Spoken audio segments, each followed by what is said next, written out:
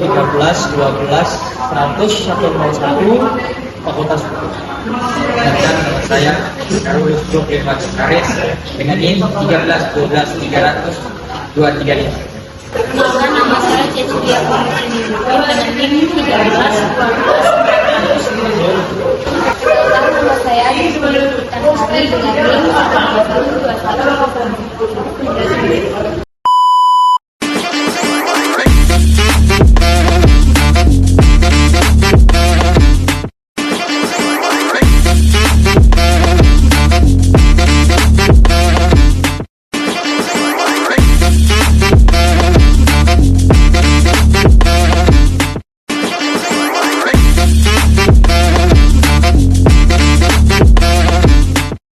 A few moments later, a few inches later, 2 hours later, 1 eternity later.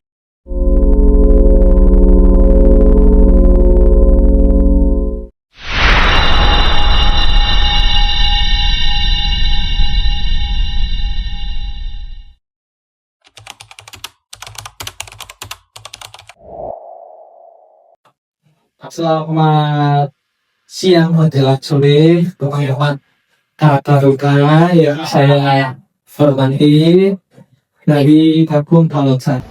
Tidak bisa dibantah bahwa ada beberapa penjual memang dalam tanda kutip memang nakal untuk memberikan kita kartu garansi maupun dalam keadaan cacat produk tanpa kita sadari, tidak bertanggung jawab sebagaimana mestinya. Melalui sosialisasi ini, kita belajar mengenali hak dan kewajiban agar tidak saling dirugikan. Jadi, memang agar tidak saling dirugikan itu dalam isi dari materi.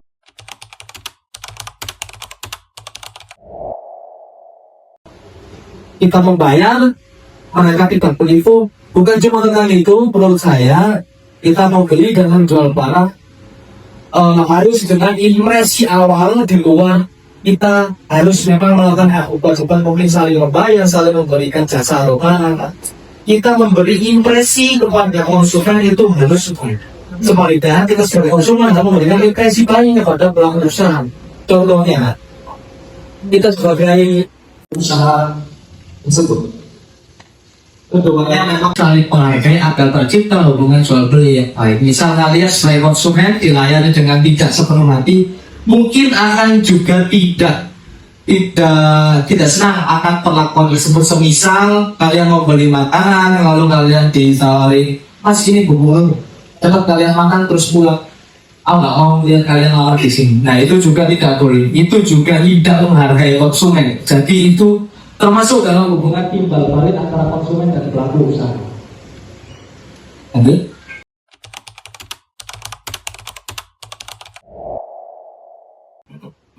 Oke, ini adalah beberapa hak konsumen. Di sini ada informasi yang jelas, quality control, barang rusak dijual dan kalian terima, kalian berhak mendapat ganti rugi. Karena apa? Kalian harus, tetapi dengan beberapa cara kalian harus mungkin kalau zaman sekarang mungkin harus memfotokan kalian bagaimana, videokan, gitu ya. Bagaimana barang itu dianggap sebagai rusak atau dalam kondisi sehingga tidak sesuai yang harus kalian terima sesuai dengan informasi yang kalian terima orang tersebut. Contohnya, beberapa waktu lalu saya presentasi di kelas sebagai konsultan, saya membawa satu contoh kasus yaitu konsumen yang mau beli blender.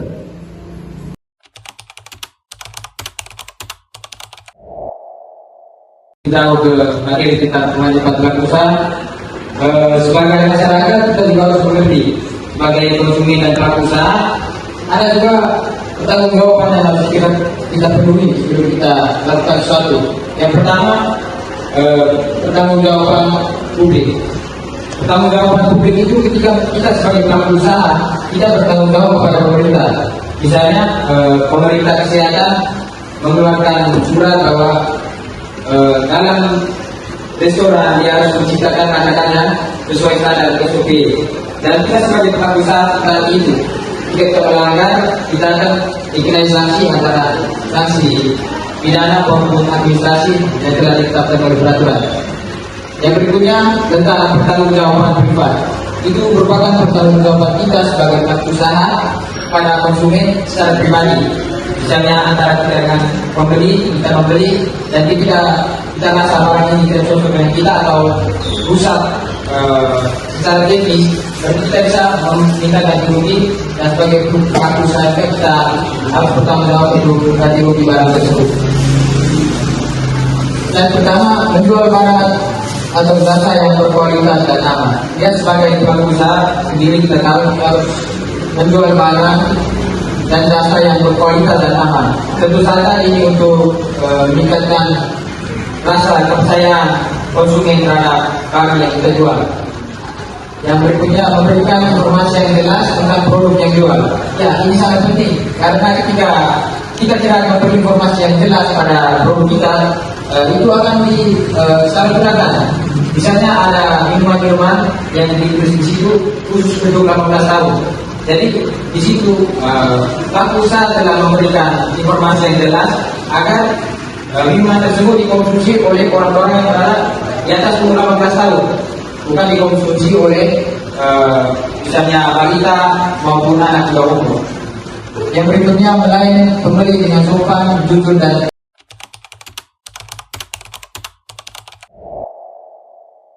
Itu Mas dan Mbak ketika mengalami masalah seperti itu bisa datang ke sana, memberikan aduan atau laporan, dan mereka bisa membantu. Mungkin Mas dan Mbak ke sana membawa seperti laporan pembayaran unitnya, terus laporan-laporan perbaikan yang dari dealernya, terus segala macam, tapi kok rusak-rusak gitu. Nah, ternyata pas ngadu ke dealer atau bawa ke dealer, memberikan aduan bahwa ini tuh cacat atau ada kesalahan dalam unit mobil ini segala macam. Nah, dealer itu hanya menawarkan seperti perbaikan. Setelah diperbaiki, ternyata rusaknya itu berulang-berulang kali. Nah, akhirnya konsumen Mas Mbak itu merasa bahwa oh ini pasti benar.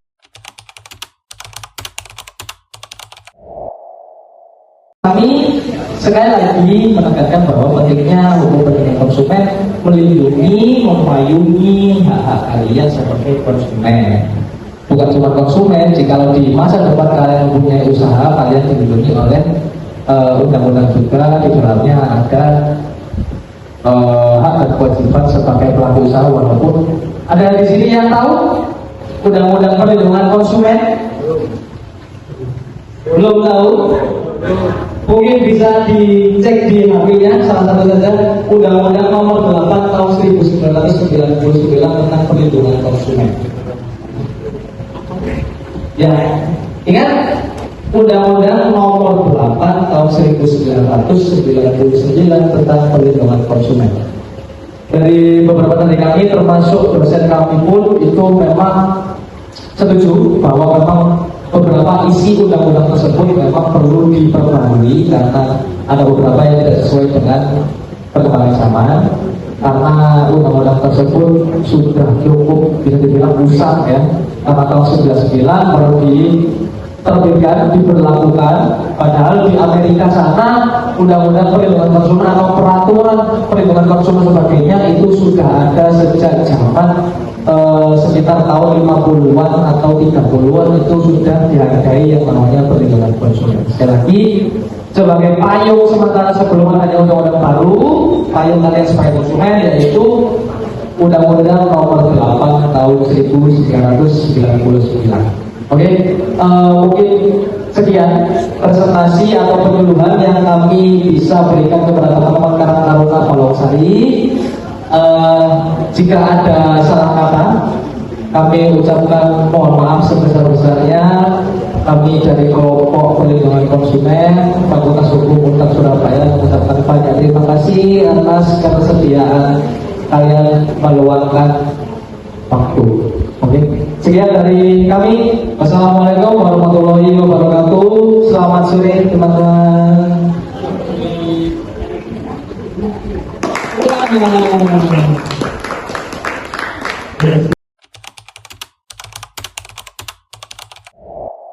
Poster ini ini berisi edukasi hukum kepada masyarakat agar memahami hak dan kewajiban sebagai konsumen dengan dasar Undang-Undang Nomor 8 Tahun 1999 tentang perlindungan konsumen. Poster ini bertujuan untuk meningkatkan kesadaran hukum konsumen dan mengajak masyarakat tidak hanya menuntut hak tetapi juga menjalankan kewajiban dan memberikan pemahaman sederhana mengenai isi UU PK. Di bagian kiri poster menjelaskan hak-hak konsumen antara lain yang pertama, hak atas keamanan, kenyamanan, dan keselamatan. Kedua, hak memiliki barang atau jasa sesuai nilai tukar. Ketiga, hak memperoleh informasi yang benar, jelas, dan jujur. 4. Hak untuk didengar keluhan dan pendapatnya. 5. Hak memperoleh perlindungan hukum. 6. Hak mendapatkan pembinaan. 7. Hak diperlakukan secara jujur dan tidak diskriminatif. 8. Hak memperoleh kompensasi atau ganti rugi. 9. Hak lain sesuai peraturan perundang-undangan, yang artinya konsumen dilindungi secara hukum agar tidak dirugikan oleh pelaku usaha. Yang kedua, ada makna bagian kewajiban konsumen. Bagian kanan poster menekankan bahwa konsumen juga memiliki tanggung jawab, yaitu pertama, membaca dan mengikuti petunjuk penggunaan barang atau jasa. Yang kedua, beretikat baik dalam transaksi. Ketiga, membayar sesuai nilai tukar yang disepakati. Keempat, menempuh penyelesaian sengketa secara patut. Ini menegaskan bahwa perlindungan konsumen harus berjalan seimbang antara hak dan kewajiban. Poster ini menyampaikan pesan bahwa konsumen yang cerdas adalah konsumen yang mengetahui haknya dan menjalankan kewajibannya. Dengan memahami isi poster ini, konsumen diharapkan tidak mudah dirugikan, berani menuntut hak secara hukum, dan tetap bertanggung jawab dalam bertransaksi. Poster yang kedua berisi tentang bisnis beretika, hak terpenuhi, kewajiban dijaga. Judul ini menegaskan bahwa bisnis yang baik bukan hanya mengejar keuntungan, tetapi pelaku usaha wajib memenuhi hak konsumen, sekaligus menjalankan kewajiban hukum. Dan etika dan hukum harus berjalan seimbang. Yang pertama, makna bagian hak pelaku usaha. Ada di bagian kiri poster menjelaskan bahwa pelaku usaha juga memiliki perlindungan hukum. Yang pertama, hak menerima pembayaran sesuai kesepakatan. Kedua, hak atas perlindungan hukum dari konsumen yang beretikat tidak baik. Ketiga, hak melakukan pembelaan yang layak dalam sengketa konsumen. Keempat, hak atas pemulihan nama baik jika tidak terbukti bersalah. Kelima, hak lain sesuai ketentuan peraturan perundang-undangan, yang artinya hukum perlindungan konsumen tidak hanya melindungi konsumen, tetapi juga menjamin keadilan bagi pelaku usaha. Yang kedua, ada makna bagian kewajiban pelaku usaha. Bagian kanan poster menekankan tanggung jawab pelaku usaha, yaitu pertama, beretikat baik dalam menjalankan usaha. Kedua, memberikan informasi yang benar, jelas, dan jujur. Ketiga, melayani konsumen secara jujur dan tidak diskriminatif. Keempat, menjamin mutu barang atau jasa sesuai standar. Kelima, memberikan kesempatan uji coba dan garansi. Keenam, memberikan kompensasi atau ganti rugi. 7. Memberikan ganti rugi jika barang atau jasa tidak sesuai perjanjian.